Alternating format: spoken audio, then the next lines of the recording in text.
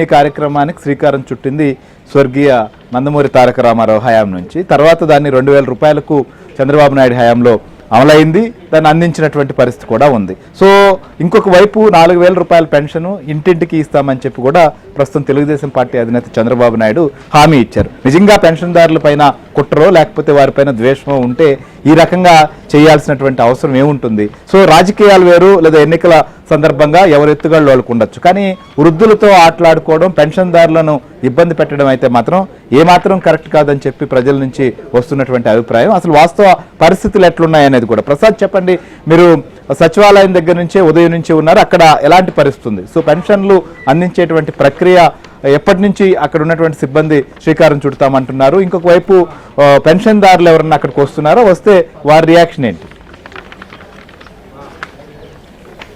శ్రీహరి, ఈరోజు ఉదయం నుంచి కూడా పెన్షన్ పంపిణీ చేస్తామంటూ రాష్ట్ర ప్రభుత్వం అధికారికంగా ప్రకటించింది. ఈ రోజు నుంచి 6 వరకు కేవలం ఈ 4 రోజుల పాటు మాత్రమే పెన్షన్ పంపిణీ ఉంటుంది. అది కూడా అందరూ సచివాలయాలకు వచ్చి పెన్షన్ తీసుకోవాలి. ఎవరైతే రాలేని పరిస్థితుల్లో ఉంటారో, వికలాంగులు కావచ్చు, వృద్ధులు కావచ్చు, వివిధ రుగ్మతలతో బాధపడుతూ అనారోగ్య బారిన పడినవారు, ఇళ్ల నుంచి కదలలేని వారికి మాత్రమే ఇళ్లకు వచ్చి పెన్షన్లు ఇస్తామని కూడా ప్రకటన చేశారు. అయితే ఈరోజు ఉదయం 9 గంటల నుంచి కూడా చాలా మంది వృద్ధులు సచివాలయాలకు చేరుకుంటున్నారు. కానీ ఆ డబ్బులు లేవని చెప్తూ వీరందరూ కూడా వెనక్కి పంపిస్తున్న పరిస్థితి. ఇప్పటికే మంటలు ఆ రోజుకి బాణుడితో ఇబ్బంది పడుతున్న పరిస్థితి.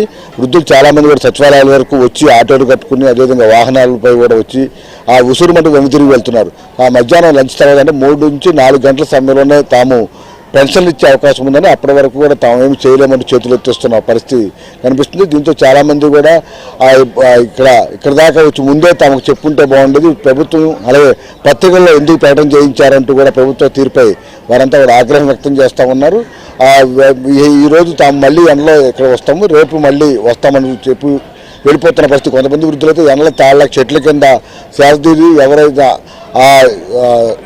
సాయం అందిస్తే వారి వాహనాలపై కూడా వెనుదిరిగి వెళ్తున్న పరిస్థితి. మొత్తం మీద పెన్షన్ పంపిణీ కార్యక్రమానికి సంబంధించి కేంద్ర ఎన్నికల సంఘం స్పష్టంగా ఆదేశాలు జారీ చేసినప్పుడు రాష్ట్ర ప్రభుత్వం పకడ్బందీగా పూర్తి స్థాయిలో నిధులన్నీ కూడా చేతిలో పెట్టుకుని సచివాలయాలకు అందిన తర్వాత ప్రకటన చేసి ఉంటే బాగుండేదనే అభిప్రాయం మాత్రం ప్రజల్లో వ్యక్తమవుతూ ఉంది. కానీ ఆ దిశగా కాకుండా ఆ జబ్బులు ఖజానా నుంచి ఇక్కడ చేరకుండానే ప్రకటన చేయడం, ఆ మీడియా ద్వారా తెలుసుకున్న చాలామంది వృద్ధులు, వికలాంగులు ఇక్కడ చేరుకుని మళ్ళీ ఉసురుమంటూ వెనుదిరుగుతున్న పరిస్థితి మనం ఉదయం నుంచి కూడా చూస్తున్నాం. ఇప్పుడు కూడా చాలామంది వృద్ధులు వచ్చి వెనుదిరుగుతున్న పరిస్థితి.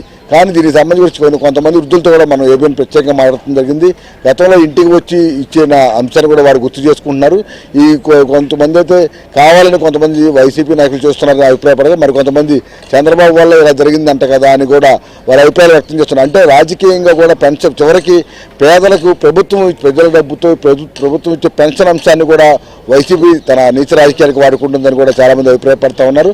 ఈ అంశాన్ని కూడా విస్తృతంగా వారు మొత్తం చంద్రబాబుపై నెపం నెట్టే విధంగా, కూటమి పార్టీలపై నెపం నెట్టే విధంగా సోషల్ మీడియా వేదికగా ప్రచారాలు చేయడం, కొంతమంది నమ్మి తమకే ఓట్లు వేస్తారని, అంటే మానవీయ కోణంలో ఆలోచించాల్సిన పాలకులు నీచ రాజకీయాలకి తమ ఓట్ల కోసం చివరికి వృద్ధులు కూడా ఇబ్బందులు పెడుతున్న పరిస్థితి కూడా మనం చూసాం. ఈరోజు కొన్ని చోట్ల కూడా మంచాల మీద వారందరినీ తీసుకొచ్చి ఒక పక్కనేమో ప్రభుత్వం, కేంద్ర ఎన్నికల సంఘం చాలా స్పష్టంగా చెప్పిన పరిస్థితి మనందరం చూసాం.